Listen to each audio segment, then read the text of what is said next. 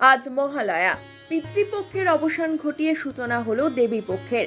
ভোর থেকেই শুরু তুমুল বৃষ্টি, তার মধ্যেই পিতৃপুরুষকে জলদান করতে ভিড় গঙ্গার ঘাটে। মহালয়ার দিন সকাল থেকেই গঙ্গায় শুরু তর্পণ। এদিন কলকাতার গঙ্গার ঘাটে প্রায় লক্ষাধিক মানুষের ভিড় লক্ষ্য করা যায়। পাশাপাশি জেলাতেও একই চিত্র ধরা পড়ল এদিন। পুণ্যার্থীদের সুরক্ষার জন্য যাবতীয় নিরাপত্তার ব্যবস্থা রাখা হয় এদিন। বাবুঘাট সহ গঙ্গার অন্যান্য ঘাটগুলিতে যথাযথ নিরাপত্তার ব্যবস্থাও রাখা হয়। গঙ্গায় চলে টহল, প্রস্তুত রাখা হয় লাইফ জ্যাকেটের, ক্রমাগত মাইকিংও করা হয় এদিন। তর্পণ করতে গঙ্গার ঘাটে ভিড় উপচে পড়েছে এদিন। তবে বিশেষজ্ঞ ও শাস্ত্রাদি মতে যাদের বাবা জীবিত আছেন তারা পিতৃতর্পণের অধিকারী নন। নানাবিধ তর্পণ করতে হয় এই পুণ্য দিনে। দেবতাদের উদ্দেশ্যে প্রথমে জলদান করতে হয়, তারপর শুরু হয় মনুষ্য তর্পণ, ঋষি তর্পণ, দিব্য পিতৃতর্পণ, যম তর্পণ, ভীষ্ম তর্পণ, পিতৃতর্পণ। রয়েছে রাম তর্পণের বিধিও। বিশ্বাস, বনবাসে শ্রীরামচন্দ্র এই তর্পণ করতেন। অনেকে বলেন সর্বতর্পণের ফল পাওয়া যায় এই রাম তর্পণে। আবার অনেকে এও বিশ্বাস করেন যে রাম তর্পণেও অসমর্থ হলে লক্ষণ তর্পণে তর্পণের সমূহ ফল।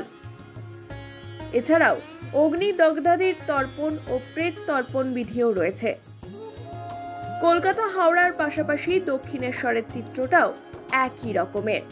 এদিন দক্ষিণেশ্বরের গঙ্গার ঘাটেও উপচে পড়া ভিড় লক্ষ্য করা গেল। এই মহালয়ার দিন সকাল থেকেই দুর্গাপুর ব্যারেজ সংলগ্ন বিসর্জন ঘাটে পিতৃপুরুষকে জল তর্পণ করার জন্য বিসর্জন ঘাটে মানুষের ভিড় উপচে পড়ে। দুর্গাপুরের কোক ওভেন থানার পক্ষ থেকে পুলিশ নজরদারি চালাচ্ছে।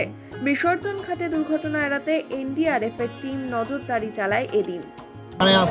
আত্মারা শান্তি পান এবং সন্তান সন্ততির কাছে তাদের জল বা তিল জল পেয়ে তারা পরিতৃপ্ত হন এবং তাদের সন্তান সন্ততিকে তারা আশীর্বাদ করেন।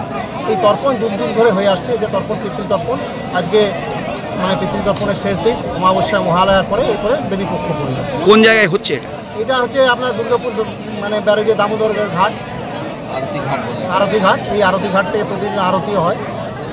হলো আজকে আমরা আমাদের যারা স্বর্গত তাদের উদ্দেশ্যে আর পিতৃতর্পণ করি। আমাদের শুধুমাত্র পিতৃতর্পণ নয়, তার সাথে সাথে যারা আমাদের ছেড়ে চলে গেছেন তাদের উদ্দেশ্যে আমরা তর্পণ করি।